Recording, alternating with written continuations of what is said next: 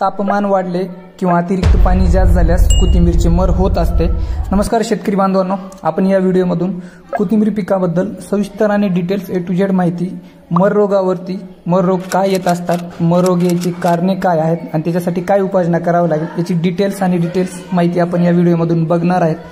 तत्पूर्वी बांधवांनो, आपल्या चॅनलवरती जर पहिल्यांदा जर आला असेल तर नक्कीच लाईक, सबस्क्राइब आणि शेअर पण करण्यात यावे। शेतकरी बांधवांनो, नव्यातले नवे शेतकरी असतील किंवा जुन्यातले जुने शेतकरी असतील तर हा व्हिडिओ त्यांच्यासाठी खूप प्रेरणादायक ठरणार आहे।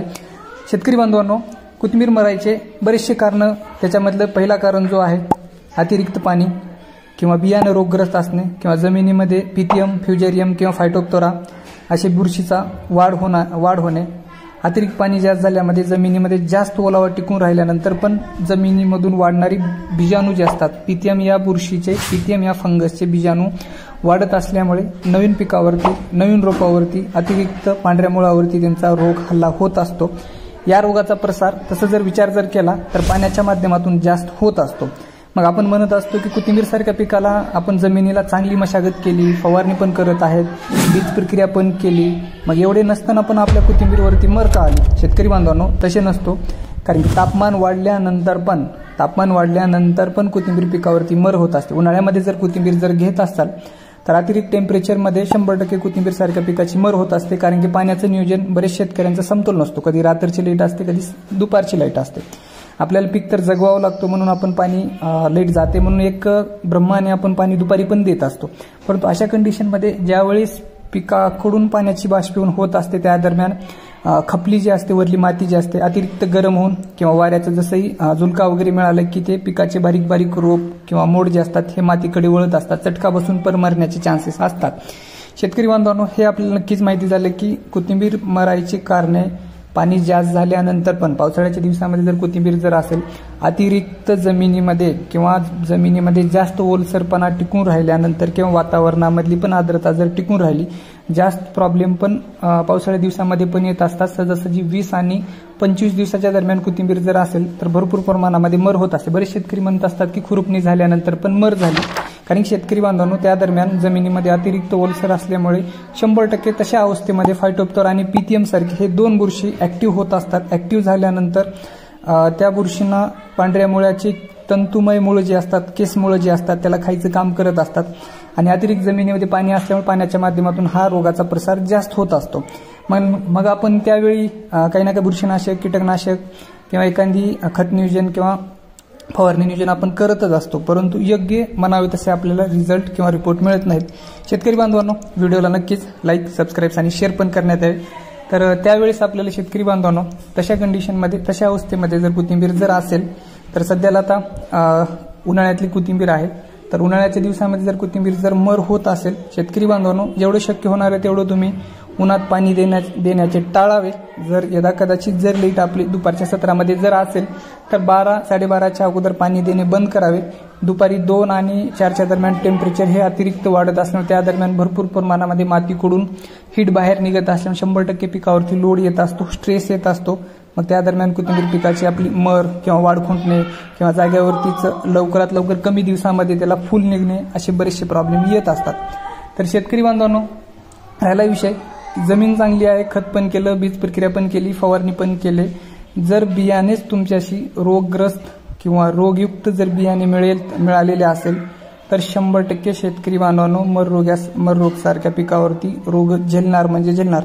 जर पिकाची किंवा बियाण्याची रोग प्रतिकार शक्ती जर नसेल तर तुम्ही कितीही फवारणी करा किंवा कितीही औषध किंवा कितीही टॉनिक भारी मारा, तुम्हाला म्हणावे तसे रिपोर्ट मिळणार नाही।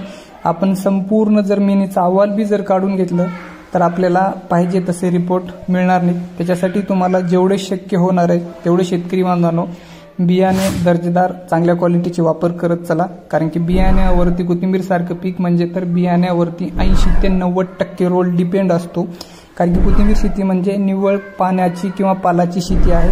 जर पाने मजबूत असतील किंवा पानाची क्वालिटी असेल तरच तुम्हाला डिमांड आहे। शेतकरी बांधवांनो, राहिला विषय, बरेच शेतकरी म्हणत असतात की प्लॉट एक समान का येत नाही, प्लॉटची वाढ कमी जास्त होत असते।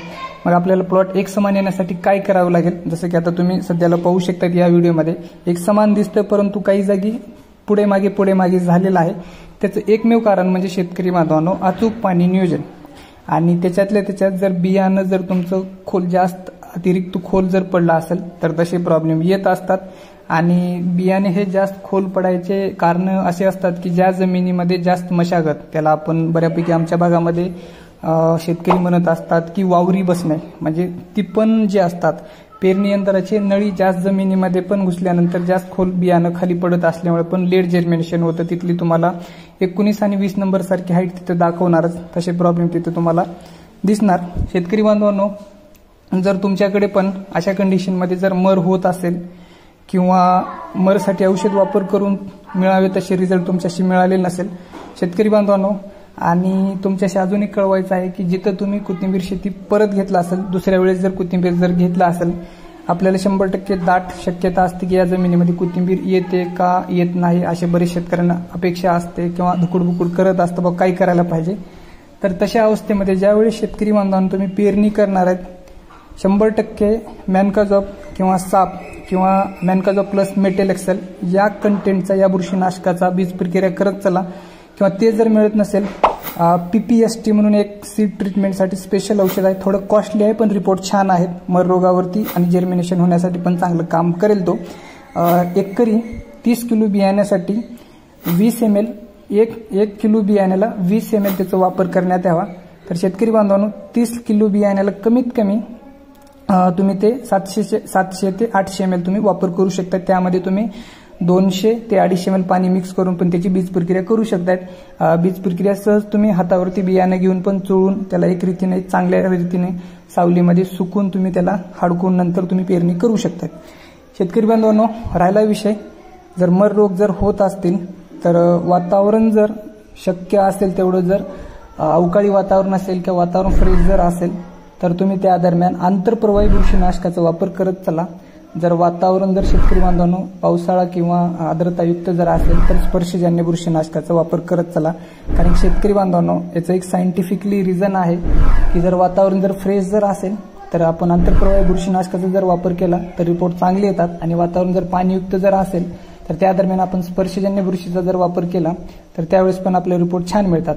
आणि शेतकरी बांधवांनो, सहजासहजी कोथिंबीर पिकावरती जर आपल्याला मर होतच असेल तर त्या दरम्यान तुम्ही मरसाठी स्पेशल औषध सांगतो शेतकरी बांधवांनो, मी कमेंट बॉक्समध्ये पण ते लिहिणार आहे। शेतकरी बांधवांनो, मरसाठी तुम्ही एलिएट एक बुरशीनाशक आहे, दुसरा आहे FC पावडर किंवा फंगोएट, या तिन्हीपैकी जे तुमच्याशी औषध मिळणार आहे या औषधासोबत दुसरं कोणतंही ॲडिशनल प्रोडक्ट वापर करत जाऊ नका शेतकरी बांधवांनो। फक्त मिक्स जर केलं तर फक्त ॲज अ तुम्ही स्टिकर सारखं आंतरप्रवाही स्टिकरचा तेवढं वापर करू शकता येतं, याच्यासोबत दुसरं तिसरं औषध घेऊ नका। जर तुम्हाला 100% मरवरती जर प्रभावी नियंत्रण पाहिजे असेल तर या औषधांचा तुम्ही वापर करत चला।